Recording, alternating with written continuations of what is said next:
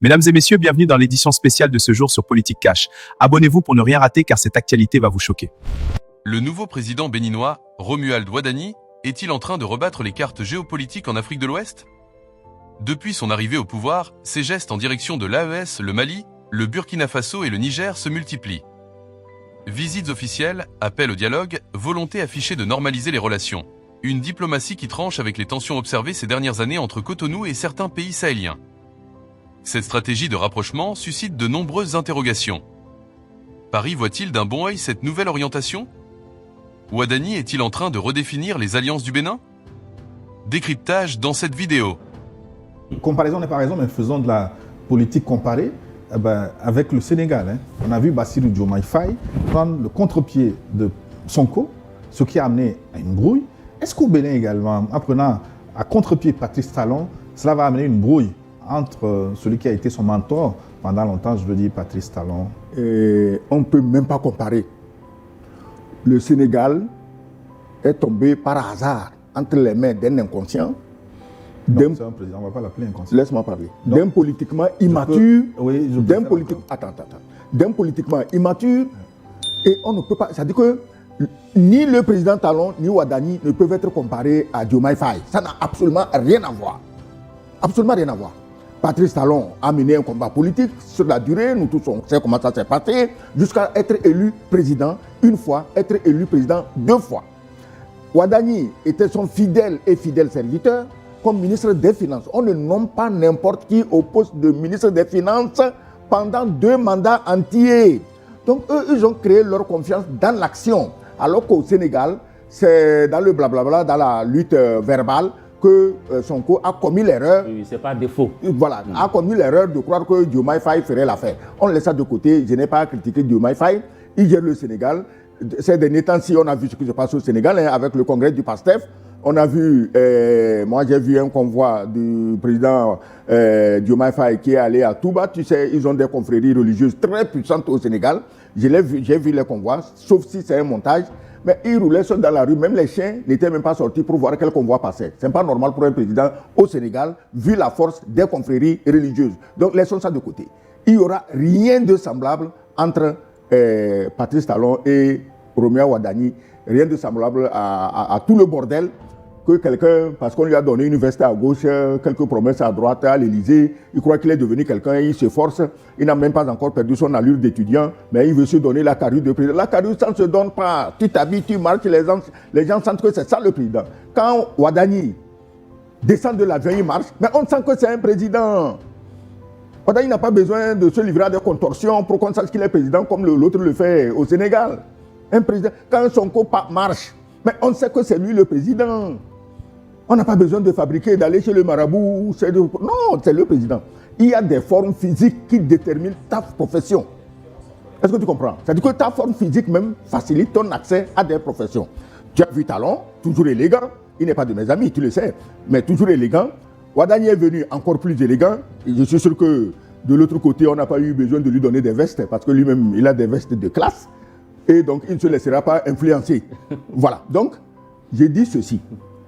Wadani agira exactement comme Talon le souhaite. On ne dit pas qu'il va se soumettre. Non. Mais Talon, lui, est parti. Tu as dit que Talon souhaiterait quand même qu'après lui, qu'il y ait une certaine sécurité, une certaine aisance. Mais c'est à deux qui vont créer cette sécurité, cette aisance. Va voir nos frères de l'AES, essaye de voir qu'est-ce qu'on peut sauver. Mais le problème, je l'ai dit, je le répète tous les jours. Ni Talon, ni Wadani n'ont absolument rien contre les pays de l'AES. Et moins encore contre les dirigeants de l'AES que sont le général Tiani, le capitaine Ibrahim Traoré ou le général Assimi Goïta. Ils n'ont rien contre eux. Ils reçoivent les ordres. Et le donneur d'ordre est toujours là. Alors on va aborder le deuxième axe de cette émission, l'urgence de la réouverture de la frontière Niger-Bénin. Ce verrou, c'est ce que tout le monde observait. Le Niger maintenait sa frontière fermée avec le Bénin, invoquant des raisons de sécurité. Alors après le passage de Romuald Wadani à Niamey, Didier Alorou, l'espoir d'une réouverture était immense. Qu'est-ce qui a concrètement changé pour que le général Tiani accepte de desserrer l'étau? Avant de répondre à votre question, permettez que je rebondisse sur ce que l'ambassadeur vient de dire. Et c'est vraiment des mots d'espoir. Parce que sous Emmanuel Macron, la France est tombée tellement bas. Elle a perdu pied en Afrique.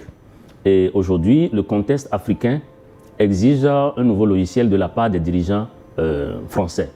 Et chose dont Emmanuel Macron et son équipe n'ont pas du tout été capables jusque-là. Mais je suis heureux de constater que le 14 juillet prochain sera son dernier défilé. Qui t'a dit ça? Comment il s'appelle? Emmanuel Macron. Oui, qui t'a dit ça? Il n'a même pas encore annoncé les prochaines élections. Ça veut dire qu'il ne veut pas partir. Et à partir de ce moment, je ne sais pas si vous avez vu la vidéo qui a circulé où, tellement, même en France, sa cote de popularité a baissé, qu'il est obligé d'acheter des soutiens. Il y a même une annonce que le gouvernement français a lancée pour recruter des applaudisseurs pour la fête du 14 juillet. Attends, quand on achète pour vous dire l'état politique dans lequel... Pardon Didier. Oui, quand on achète même des conneries comme des histoires, excuse-moi le mot conneries, des histoires comme à Monchique avec des Rolex qui pètent complètement les plans parce qu'elles ont vu Rolex, qui on n'achèterait pas en France pour applaudir le chef? C'est pour vous dire jusqu'à quel point Emmanuel Macron est tellement, jusqu'à quel point il est impopulaire aujourd'hui, au point où on est obligé d'acheter des applaudimètres. C'est-à-dire qu'on a besoin de 500 personnes environ pour venir le 14 juillet pour applaudir et manifester un soutien visible au président de la République. Ce n'est pas un nouveau métier oui, ce n'est pas un nouveau métier, mais quand un président en arrive là, un président français en arrive là, donc vous comprenez déjà. Donc, je crois que les vrais Français ont eu le temps d'observer tout ce qui s'est passé, même si beaucoup n'en parlent pas, et qu'ils vont décider en conséquence lors de la prochaine élection présidentielle si ça tient. Bon, maintenant, pour répondre à votre question, ce qui a changé aujourd'hui pour que le général Tiani mette de l'eau dans son vin, c'est ce que je disais tout à l'heure. Il y a d'abord eu cette alternance qui s'est opérée au sommet de l'État béninois. Donc, il y a ça. Parce que si Talon continuait à rester, le général Tiani, qui ne le voyait plus comme un interlocuteur crédible, n'allait pas desserrer la ceinture comme pour emprunter votre thème. Oui. Voilà. Donc, il y a cette alternance qui s'est opérée. Ensuite, il y a la prédisposition naturelle de Romuald Wadagni lui-même qui a compris tout de suite, bien qu'étant ministre des Finances, que 80% du fret nigérien qui échappe au contrôle aujourd'hui pendant tout ce temps du Bénin, ça devient critique pour quelqu'un qui est chargé de mobiliser les ressources. Donc, il y a le pipeline également. Donc, il y a la contrainte économique aussi. Donc, je crois que la troisième chose, c'est vraiment la prédisposition de Romuald Wadagni, qui tout de suite a compris que les pays de l'AES, bien que les chefs d'État sont venus au pouvoir dans les circonstances que nous connaissons, il comprend que ce sont eux aujourd'hui qui sont les présidents dans ces différents pays, et qu'il faut composer avec eux, surtout que ceux-ci ont l'adhésion populaire et qu'ils ont la légitimité populaire et qu'ils sont en train d'opérer de bons choix à la tête de leurs pays respectifs et plus généralement au niveau de l'Alliance. Et qu'aujourd'hui, c'est une alliance qui est très crédible, qui va partout, qui est considérée comme effectivement un regroupement régional digne de ce nom aujourd'hui. Donc, Romuald Wadagni a compris. Donc, il a changé d'abord même de perception vis-à-vis de l'AES par rapport à son prédécesseur qui voyait les hommes en kaki comme des types qui n'ont pas droit de se retrouver là. Donc, je pense qu'il y a ce changement de posture. Ensuite, Romuald Wadagni les a invités à sa cérémonie d'investiture. Et justement, ils ont accepté, ils sont venus et ils ont été mis en avant et ils ont été considérés. Donc, une fois qu'il a fini de prester serment et qu'il est entré pleinement en fonction, après le Nigeria qui est le grand voisin, il faut tout de suite aller dans l'AES pour dire, bon voilà, donc c'est moi désormais que vous devez reconnaître. Talon est parti, même si j'ai travaillé avec lui, c'est moi désormais le chef. Et certainement, c'est une nouvelle ère. Voilà. Mboueke, voilà. Et donc, certainement que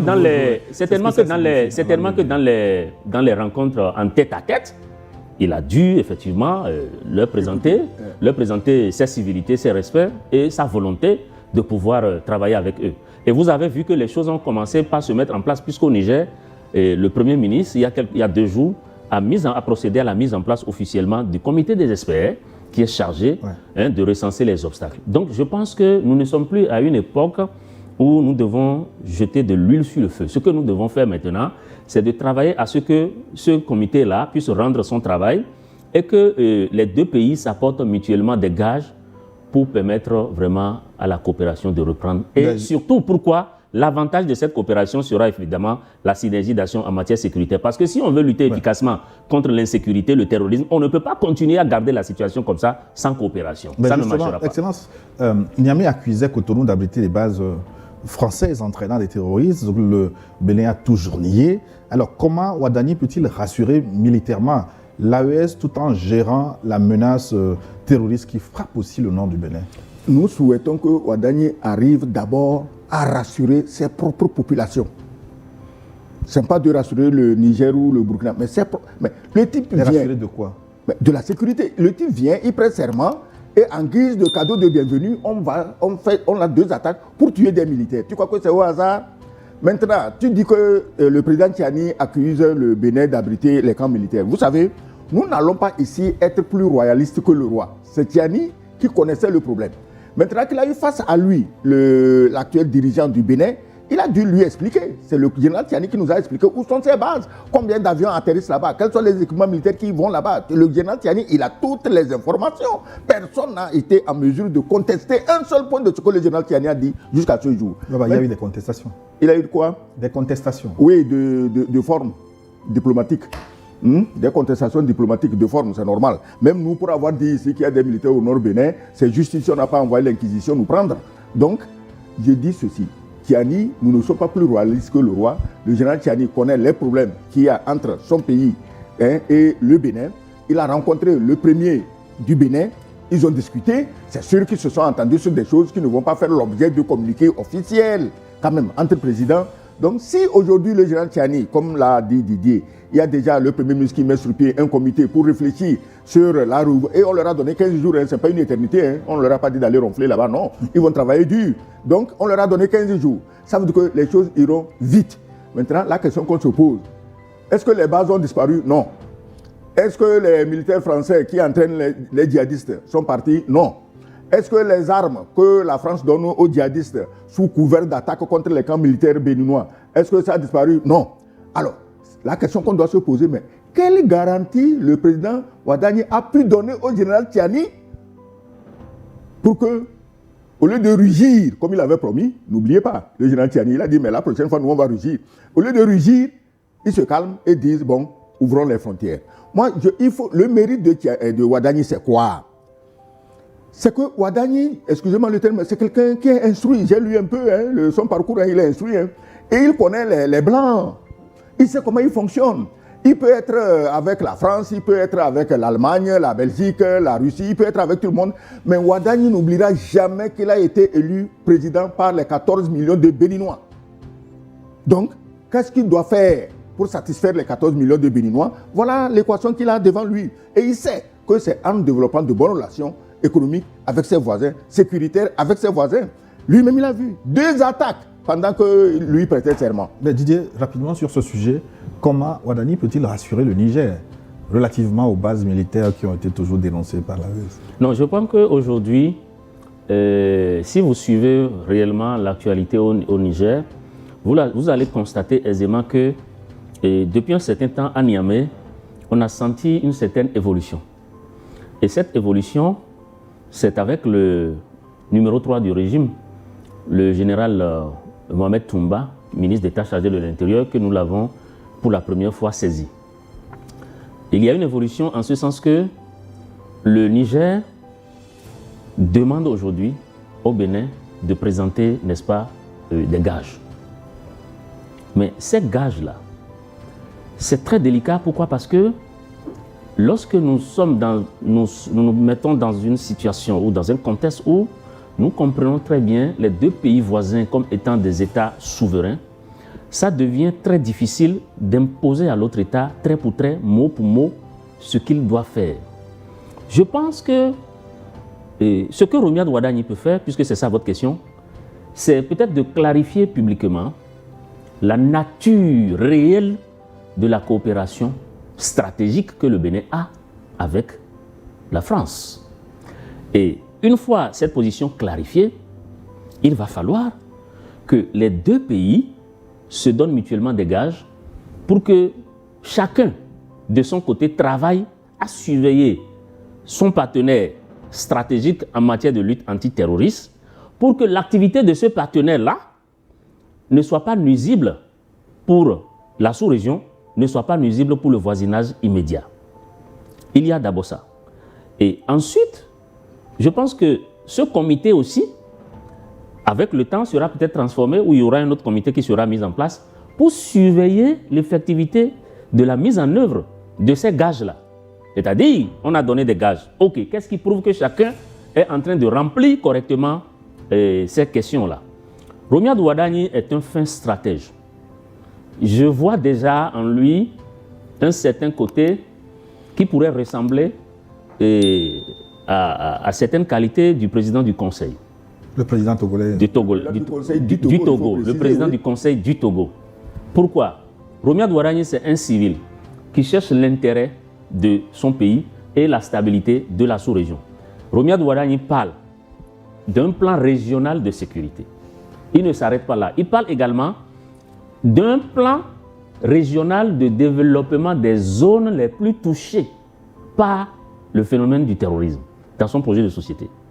Donc, je crois que c'est quelqu'un qui ne va pas se mettre à crier « à bas la France », mais c'est quelqu'un qui va essayer peut-être qui va essayer certainement d'être efficace dans sa diplomatie avec l'AES, sans pouvoir crier tout le temps à bas la France dehors, comme ça se fait par exemple dans d'autres pays. Oui, je vous fais une confidence. À un moment donné, cette émission, j'ai voulu l'intituler Ouadani fait fort.